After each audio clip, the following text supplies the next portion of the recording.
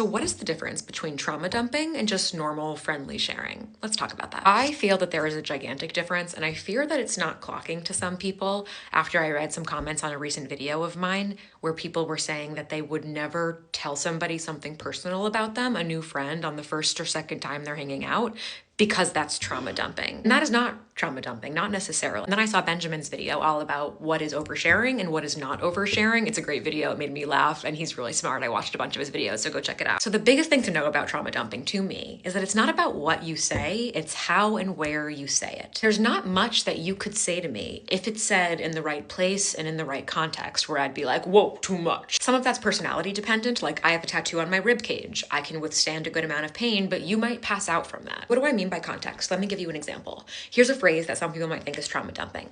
I'm struggling with getting pregnant and it's really affecting my mental health. So here's the context that would make that perhaps trauma dumping and perhaps just normal sharing. Number one is, who am I talking to?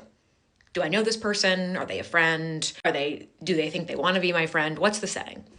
Two is, how much time do we have? If what I'm bringing up warrants a longer conversation, do we have that time to have it? Three, is this the right setting for us to have this conversation? And then four, like, am I, as the person saying it, am I capable of giving this topic some distance if I have to? Do I have the self-awareness about this topic that I can read social cues to see whether the person wants to continue this or not, to see if it's too much for them?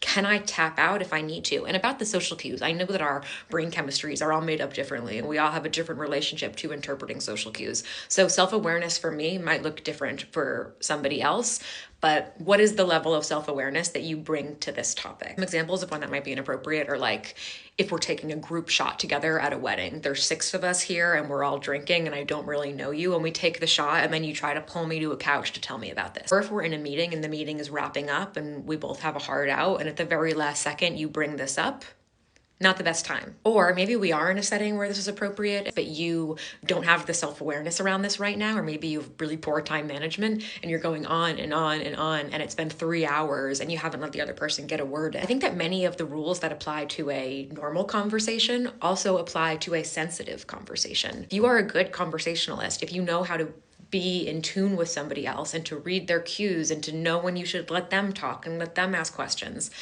you should feel comfortable talking about your emotions too.